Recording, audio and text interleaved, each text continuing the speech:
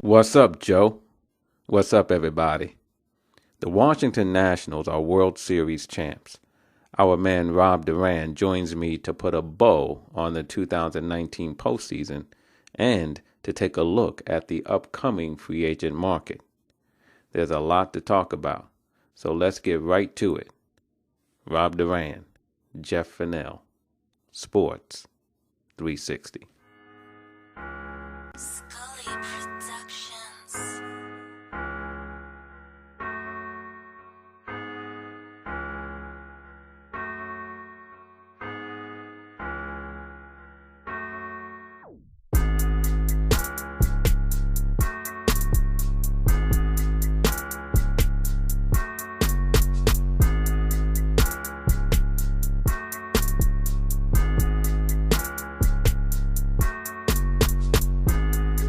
Joining me once again on Sports 360 is Rob Duran of Rob Duran Sports, and we're here with a World Series wrap-up and a look toward the off-season. Rob, what's up, man? How you doing? I'm doing good, Jeff. Thanks for having me back. Yeah, glad to have you back, man. I guess we're a week out, from the World Series. Hats off to the Washington Nationals, the 2019 MLB World Series champions. Great series, I thought. But I'm going to kick it over to you first, man, because you were talking about this might go 7 games, before the series even started, and it went 7, but probably didn't go even the way you thought it might go. But what were your thoughts overall? I thought it was a great series, 2 great teams, and a little bit of 2 different storylines for both teams where we expected Houston to be there. And, their biggest rival was the Yankees in the American League. They beat them, obviously, made the World Series. Nobody was really shocked about that. But the Washington Nationals, starting off the season, I believe they started 19-31, which is either tied or the worst record in baseball at the time. And to see their season just progress and they get better and better as the season went on. Even towards the end, we were talking about how, they kind of fell off a little bit from that wild card spot. But to do what they did towards the end of the season and they probably had the toughest road in the playoffs of any team that was in it, having to beat Milwaukee, who was scorching hot, and just, beating the Dodgers, the juggernauts of the National League. And, they beat Houston in the World Series. Not enough can be said about the team and what Dave Martinez did with that team, rallying the troops and all that stuff.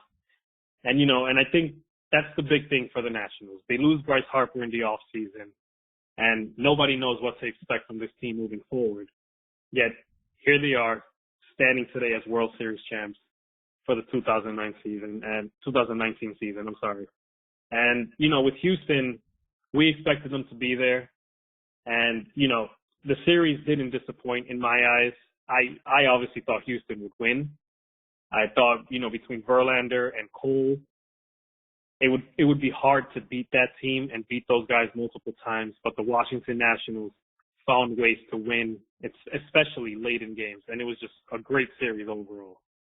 I'm with you. I mean, I thoroughly enjoyed the series, and like you, I thought that the Nats would fall to Houston. I thought Houston would win the championship, and obviously they were right there, right at Game 7. Anything can happen, but kudos to the Nats. I mean, they did the job, and they deserved the championship. But yeah, man, I mean, weird series, right? With, the home team, getting shut out, not winning one game, right? That was weird. Who would have thought something like that would have happened? But I thought some really compelling games. I thought it was, very exciting to watch. And the Nationals, man, just showed great resiliency throughout the series. And coming back after losing those 3 games at home. And then coming back in the actual, games in Houston, a lot of grit, a lot of determination. And, you have to be happy for them. Even as a Mets fan, with Washington being in the National League East, you tend not to root for a division rival. But I like Houston. I like a lot of their players, but I found myself kind of rooting for the Nationals, despite them being a division rival to my New York Mets. But so I'm happy for them. Like I said, I think it was a great World Series. I enjoyed it. Yeah, it was great all around, and we got to see players that we may not see all the time on the national side. Like Juan Soto, we knew he was good, but he stepped up on this big stage, and we saw his swag and just his youthful nature just take over and electrify that team and electrify the crowd, even on the road. And it was just great to see Strasburg just continue his postseason dominance, and my guy Howie Kendrick coming through in the clutch constantly. It was great to see the Nationals and the way they just meshed together and were able to rally each other up. Yeah, you mentioned two guys I just have to piggyback on. One is Strasburg. I thought from the very first pitch of the postseason, Strasburg was, he demonstrated that he was on point. And yeah, I mean, he was great. I mean, he was just phenomenal. And we'll talk a little bit about free agency in a little bit, but I believe he made the absolute right choice in opting out of his deal, even though he had 4 years and $100 million left. I think he's going to be fine. But he was phenomenal. And I totally agree with you on Juan Soto. I mean, Soto came here on the biggest stage, and he brought his talent, he brought his swag, he brought his, enthusiasm, his youthful exuberance. I mean, he's the next big thing. And he's in a division with my Mets, but at the same time, I'm at that stage, man, where I just appreciate excellence, and I think he's an excellent ball player. And if you're a baseball fan, you want to see a guy like Juan Soto out there doing his thing, even if he's on a rival team. Yeah, I have to agree with that. He's just one of those guys that he's what baseball needs to kind of bring in the younger crowd and energize the sport. Like, he's the type of guy you need for that. And obviously Mike Trout is the best player in baseball. That's not debatable, but at least in my eyes. But Juan Soto, just what you said, the energy he brings, the youthful nature, is just, that's something so fresh. Like, it's like a breath of fresh air for baseball to see. And to be able to have that in the World Series and throughout the postseason, and him be successful while doing it. So it's not just like he's, showing up and not producing. He was doing both. And that's just something great for the sport in general. Yeah. And, and on the flip side, we talk about exuberance and those types of things, and baseball needs that, and so you're happy to see a guy like Soto. And I think you're right. Baseball needs more Juan Sotos, and hopefully more are on the way. What baseball doesn't need more of is what, in my opinion, is what we saw from Alex Bregman. Now, look, Alex Bregman is an excellent ball player. He's he's one of the finalists for MVP this year, right? Just a great all-around player. But one of the things that I started to see last year in the series with the Boston Red Sox, and I sort of watched him throughout this year, and I think there's a little bit too much, there's a little bit too much hot dog in him. And I thought that, that home run that he hit where he carried the bat down to first base, it's like, come on, man, you're better than that. I mean, this is a guy who hit 41 home runs in the regular season. You hit a home run, act like you've done it before, man. You know what I mean? Like, come on. Yeah. You can't pimp every home run. My gosh. And I thought that got a little bit carried away. I understand it's the World Series. Maybe I'm old. Maybe I'm not. I don't know. But to me, and look, to his credit, he even said so after that game that he shouldn't have done that. Yeah. Those types of things. But here's the thing: do you remember when Hunter Strickland waited like 2 years before he drilled Bryce Harper Right. because in the playoffs, I think Strickland was with the Dodgers, maybe. Harper like pimped a home run on him. Yep. Well, I don't know where Strasburg or if Strasburg and Bregman's paths will cross again, but if they do, I wouldn't be surprised if you know Strasburg remembers. Oh, yeah. Baseball players have the best memory. And we saw that a lot too with CC Sabathia in Tampa over the past few years. So Right. I wouldn't be shocked either with Strasburg. And maybe he won't hit him, but a little chin music wouldn't hurt. But yeah, with Bregman, over the past probably year or so, he's been, I guess, very cocky about the way he plays the game. And that's not to take away how great he is, because he is truly one of the best young talents there is, one of the best players overall in baseball, one of the best third basemen. And we saw what he could do. He's very versatile. He played short when Correa was out as well. But, I'm all for the bat flips and all that stuff, but just carrying the bat down, I thought it was a bit much as well. So it's definitely not, a generational thing. You're definitely not too old, Jeff. So you're good. Well, that's good to know. I thought it was a bit much myself, but like I said, I'm all for the bat flips and hyping up your team, hyping up the crowd and stuff like that. But when you carry your bat down all the way to first base, it's a bit much. Yeah, it is. It is. And look, Houston overall, man, I think still has, one of the most impressive young, group of players in the game. When you look at Springer, Bregman, Alvarez, Correa, I mean, they just really have, you know, um, some dynamic players, and you would think they'll be back again.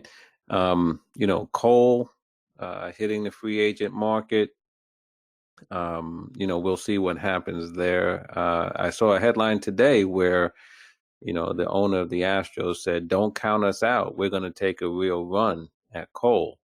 Um, and there'll be a long line for Cole services. But you have to feel one way or the other. Houston will be right back in the thick of things next year. Hey, it's the other thing, Rob, that I want to say about the World Series and why I was glad the Nats won. Because the Nationals were the oldest team out there, right? You know what I mean? And they have I think they had 18 or 19 guys who were 30 years old or older. And, you got some guys who aren't sabermetric darlings. You know what I mean? Zimmerman, your boy Kendrick, as Jubal Cabrera. These aren't guys who make, the analytics numbers pop. But yet this team of 30 somethings, right? In an era where baseball says once you turn 30, 31, 32, we're putting you out to pasture. I was glad to see this veteran team, not driven by sabermetrics, win and in fact beat a team that actually does put a lot of emphasis on analytics. So as an old fogey and as one of those guys who still like the back of the baseball card statistics, I'm glad the Nationals won for that reason as well. That's a good point. I didn't even think about that, to be honest. And that's a great point that you make there, because we all know baseball is analytics at this point, and we see teams hiring, a bunch of, I don't want to call them nerds, but a bunch of number guys, just bringing them in, guys who don't have baseball experience, and to see a team like the Nationals kind of do the opposite and be world champions, it's great to see. It shows that side of baseball that we grew up watching and loving is not completely dead, and it's still there. And it works. Sure does. I mean, and and the Nats have their first world championship. Hey, before going into the free agent market, Carlos Beltran, hired by the New York Mets as their new manager. And obviously, we're seeing some things right now in Major League Baseball. I remember there was a time when clubs were, hiring all these retreads, guys who managed 2 or 3 times. Jack McKeon kept getting jobs. You know what I mean? Who's the guy who used to manage the Pirates? Jim Leland. Yep. He kept getting opportunities, and baseball seemed to recycle managers. There was a time when they were doing that. Now it's the other way, right? They're bringing in fresh talent, and you're starting to see players, former players, many of whom don't have any managerial experience, and yet they're becoming major league managers. And so, whether it's Brett Boone, Rocco Baldelli, Alex Cora, Dave Martinez, now Carlos Beltran, and look, and even Dave Roberts, right?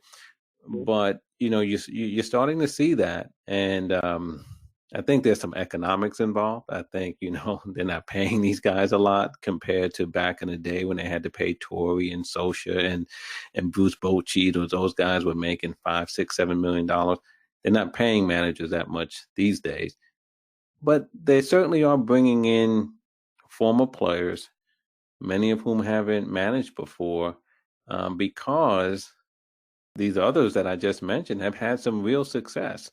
What do you think about the Beltran hiring? When I heard the news and I actually heard that he was being interviewed for the job, I was happy for it because I think Beltran is a great fit for that Mets team. We saw when he was with Houston, and even before that, when he was with the Yankees, with Texas, and, towards the end of his career, he took on that player manager role, and he really took on, the leadership and kind of being the extra bench coach for these teams. And, the past couple of years, he's worked in the Yankees front office with Cashman. So he's gotten that firsthand experience of how to manage a baseball team, how to run a team, and things of that nature. So I think his hiring for that Mets team, and frankly, I think he'd be a fit for a lot of other teams as well. But I think what he can bring to the game, and just like the knowledge he has, he played for a very long time. He's seen a lot of things. He's seen the game evolve and change, and he's been successful. He was successful for a long time, with the game changing and everything. I think he was a great hire for the Mets. I think, obviously what you're saying, maybe they're not paying these guys as much, and that's why we're seeing a lot of newer managers come into the game, former players and things like that. But I think Beltran, what he can bring to the table, just being a type of manager to manage players correctly and teach them the game and the fundamentals of the game and all that stuff, I think he'd be great. I think he's great for the Mets, and I think it's the best move they could have made. And I know a lot of talk was about Joe Girardi going there, but I kind of like Girardi with the Phillies, where he is now. But the Mets made a great move, I think, in hiring Carlos Beltran. And I think they're going to see the fruits of that, when the season starts, through spring training, and just the consistency, I think, that he's going to bring to that team that the Mets have lacked over the past few years. And when you think about it, Rob, again, with this recent trend of hiring relatively young former players, there's been a lot of success, right? Yep. Brett Boone has been successful. Rocco Baldelli, his first year, very successful. Alex Cora, his first year, won a world championship. Dave Martinez just won a World Series. So I think clubs are looking at this, and sports you see a lot of copycatting going on, right? If something is working and appears to be successful, then more and more teams are going to do it. And I think that's what we're seeing now. And they're saying, you know what? Maybe the old crusty manager is not what we need to reach today's players and get the most out of them. Let's get someone that's maybe, closer to their generation. And, when you look at the results, it seems like these younger managers, even those without any prior experience, are getting the job done. So, Yeah. And it's bigger, and I think it's bigger than just the analytics. And a lot of people will point to that where, these new managers are very mindful of the analytics. I think it's bigger than that. And I think it has more to do with the connection they're able to bring to players because they played this game for such a long time. I agree. Whether they're Hall of Fame caliber players or not, just the experience of going through the minor league system, coming up and experiencing major league, the major league atmosphere, that makes a huge difference in that clubhouse when you know that your manager knows exactly what he's talking about because he's been there, done that. I agree. I think that makes a difference as well. So, I'm hoping for the best. Obviously, again, as a Mets fan, and I've always liked Carlos Beltran, and so hoping for the best there. But let's switch gears for a second. Talk a little bit about free agency. Overall, what are the things and the players that you're keeping your eye on as we enter into what hopefully will actually be a hot stove? What are you keeping your eyes on? Well, obviously Garrett Cole is the big fish, and I don't see a lot of players signing until him and Strasburg finally make a decision. And like you said, I'm hoping this doesn't drag out like it has the past couple of years. But one of the names that may not be talked about as much, and I'm really interested to seeing where he will go, is Zach Wheeler from the Mets. Mm-hmm. He has a lot of comparison to Garrett Cole when he was in Pittsburgh as far as a pitcher who he's good. He has the stuff, but maybe hasn't tapped into that unlocked potential yet. So I'm really interested to seeing where he goes. I think he'd be an option for Houston if they miss out on Cole. I'm looking at the Yankees maybe going after him. He's a cheaper option than Cole and Strasburg will be. But again, he fits a lot of these teams that can help him unlock that, that little bit of potential that maybe he couldn't find with the Mets. And, I wouldn't rule out a reunion with the Mets. I know maybe they're looking at more bullpen help because they do have Stroman there that they didn't have to start last season. So, with Beltran on board, and I wouldn't rule that one out completely, but I'm really interested to seeing where Zach Wheeler ends up. Yeah, I mean, if I would venture a guess today, I would think his Mets career is over, and that he'll find, some greener pastures and greener in terms of that do-re-mi that he's going to make because he's going to get paid. So, but he is, as a Mets fan, I hate to see him go, but I'm prepared to having Mets life without Zach Wheeler going forward. But there are some interesting players who are out there, as well, and position players. And for me, number one is my man Anthony Rendon. We didn't even talk about him when we were talking about the World Series, but man, talking about big hits, clutch. I mean, and just a quiet professional, man. He's like a quiet assassin. You know what I mean? He just goes up there and he's just going to let his bat and his glove in the field do the talking. I think, Rendon is obviously someone that I'm keeping my eye on and see what happens. From what I understand, some of the talk coming out of DC is that the Nats can't re-sign both guys, Rendon and Strasburg. And if they had to pick one, they'd pick Rendon, so that they can have that Rendon Soto duo for the foreseeable future.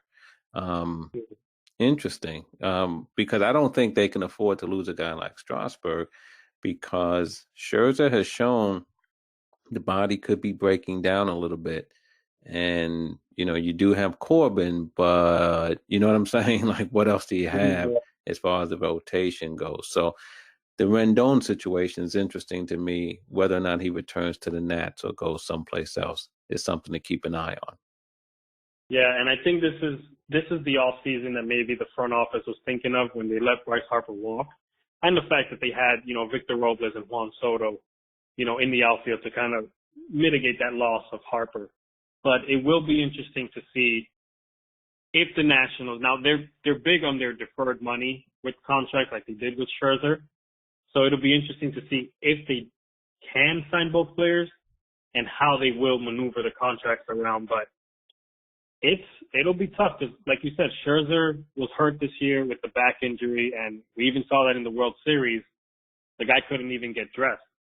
And, he was out there because he got the cortisone shots or whatever it was.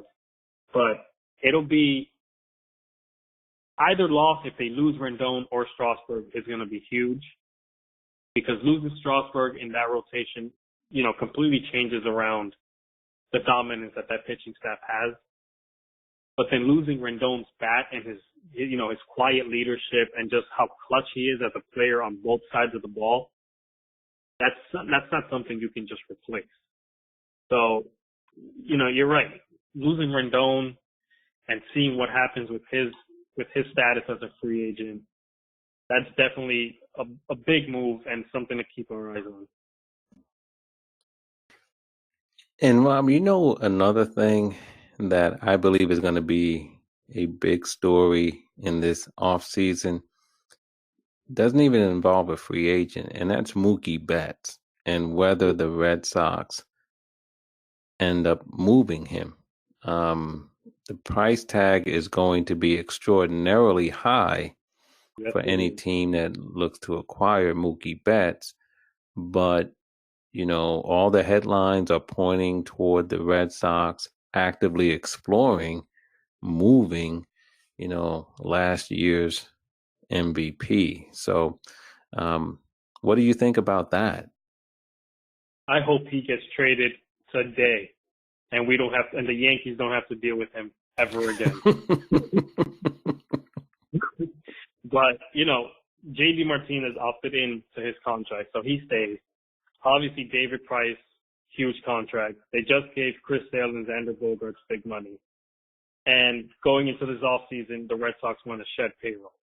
So, Mookie Betts obviously a free agent after the season coming up.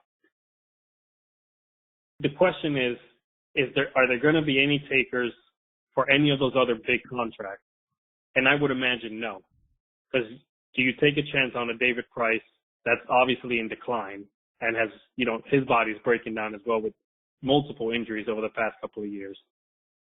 And not only that, but the Red Sox farm system is not what it used to be, because the former GM, Dave Dombrowski, pretty much gutted the farm to build the championship team from last year. So the option is, do we sign Mookie Betts and forget about slashing payroll and not trade the face of our franchise right now? Or do we rebuild or retool this team around the package that we could get for him? His value is at an all-time high. I don't think he's going to decline at all this year, whether he's with the Red Sox or not. His numbers are going to be there. He's going to continue to play and stay healthy and just be the good character he is. Because not only is he a great player, but you don't hear any problems with him. There's no negative headlines with him at all. So he's the model citizen and a great player. So, from a Yankees perspective, I hope he's gone. But just looking at the dynamic of what the Red Sox are trying to do moving forward, do you see that team in a position where they can compete for a World Series next year as currently constructed? Or are they still a few pieces away with the bullpen and even with the starting rotation? And is Mookie Betts the answer to get those questions answered? And I think that's what the Red Sox are looking to explore, because I think they do believe he will bring back a haul in both, current major league talent and prospects. And they do need to make some upgrades. They Yeah, do need to make some upgrades.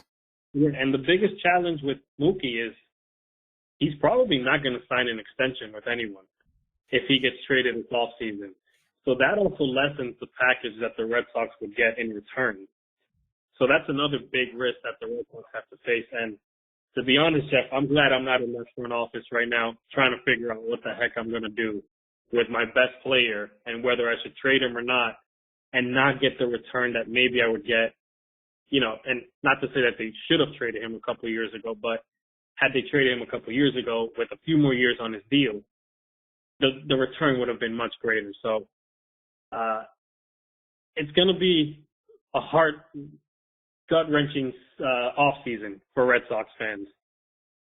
Yeah, and you make a very good point, because in terms of what teams may be willing to give up for him, believing that he's not going to sign long term. I think Mookie Betts will play out his next season and then go into free agency, and I think that's exactly what he should do. And so if I'm a team right now and the Red Sox, trying to engage me in trade discussions, I'm not willing to part with that much. I may roll the dice, and if I feel that I'm a player or could be a player in the free agent market after the 2020 season, I might just wait for Betts to hit the market. Yep. I agree. Like a team that I think of is even the Mets, for example. A team like the Mets could benefit from having Mookie Betts, but do you really want to give up so much for maybe not having him after next year and just giving away more prospects and not having him for next year, and then he just walks and goes to St. Louis or even ends up with Atlanta or something like that in the off season? So it's tough, because I think that's going to drive away a lot of suitors for Betts, is the fact that, and I agree with you, he should play out this year and seek the big money, seek the big dollars and the years and everything he can, because he's deserved it. Yeah. Yeah, so it's going to be interesting. I mean, if I would have to venture a guess, I think you're going to have to get used to seeing Mookie Betts in a Red Sox uniform. Sorry for you and your Yankees, but I think he'll be in a Red Sox uniform to at least start the 2020 season, because I think the price is going to be very high, and I'm not sure how many teams are going to be willing to pay the price, even for a dynamic, transcendent talent like Mookie Betts. But it certainly is one of the intriguing storylines as we move into the off season. So we'll keep an eye on that, man. We'll definitely keep an eye on it. So listen, man. Look, I think baseball had a good season. I really do. I do think baseball has some problems, though, and maybe next time we can talk about this as we, look at the hot stove and those types of things. But when we talk about, for example, Rob, that baseball had 4 100 win teams, and the Nationals won over 90 games, and Cleveland won over 90 games, and Tampa and Oakland won over 90 games, and like, wow, look how good these teams are. There's a flip side to that coin, because if those teams are winning all those games, they're beating somebody, and that means there's a whole bunch of teams that's losing a lot of games. And so we have a lot of 100 lost teams too, and that's a problem. That's a huge problem, and it kind of takes away the competitive balance of the game. And I know we've spoken about this in the past as well. Just, I think it's inflated the amount of wins certain teams have because of that, because each division, it seems like, has an automatic 100 lost team. We have Baltimore, we have Detroit and Kansas City in the Central, and then Seattle in the West on the AL side, and it just keeps going on the other side too. It's crazy how many teams are, it feels like, not trying, and you don't see any hope for some of these teams moving forward where they don't have, you know, the talents and, oh, well, maybe in a year or two they'll be better. You don't have that hope. So it's like, what are these teams actually doing? Are they just kind of playing out the season because they know, oh, well, the Yankees, Astros, they're going to be there. Oh, well, the Braves and all, you know, there's other teams that they're going to be there. So there's no point in trying. But it's kind of a shame to see these teams and these fan bases kind of have to suffer through teams giving them the, oh, we're rebuilding, when it doesn't feel that way based on what the moves are going on, what moves are happening in the off season and things like that. It's a real shame because it's something that I don't know how baseball can fix it, but something has to be done to kind of change that dynamic and that mindset of these teams that are obviously and clearly tanking. Big problem. A big problem in baseball right now. So, yeah, good season, good teams. You know, I thought a good postseason, but baseball definitely still has some problems with, you know, the competitiveness of the leagues, and we'll see what happens. But, you know, to have teams like Baltimore and Kansas City and, you know, the Miami Marlins, and, you know, that's not good for the game. So we'll see. A lot of work to do. Hey, before we go, I got to give a shout out to David Ross, because he also got hired. Another former player, you know, no managerial experience, hired as the new Chicago Cubs manager. Know his agents real well, and so I want to make sure I don't want them getting on me saying how come I didn't mention David Ross. So we'll put David Ross in that mix as well. But all right, Rob, listen, man, great to catch up with you. Let's stay in touch as we go forward in this off season, you know, as hopefully we have some activity on the free agent front, and, you know, we have some awards coming out over the next couple of days. So we want to keep our eye on those as well. And maybe we'll come back and, you know, put a bow on all of that once all of the awards have been announced. But great talking to you, man, and look forward to catching up with you as we go deeper into the off season. Yeah, definitely. I hope we have some big news fast, and we don't have to wait all the way till the springtime to break some news. Nah, man, let's have some NBA style free agency, man, where people just start signing. The NBA was crazy this summer. Oh, man.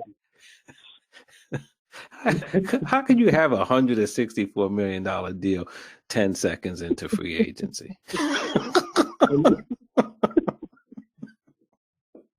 Man, the basketball got to do something about that. Come on, who you fooling? You can't have 50 deals being done in the first 10 minutes of free agency. That's wild.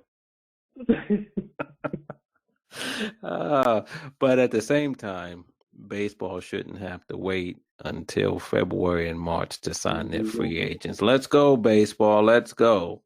So we'll keep an eye on it, Rob. But again, great catching up with you, and I look forward to talking with you real soon. All right, man. Thank you, Jeff. Appreciate it. Okay. All right. Take care.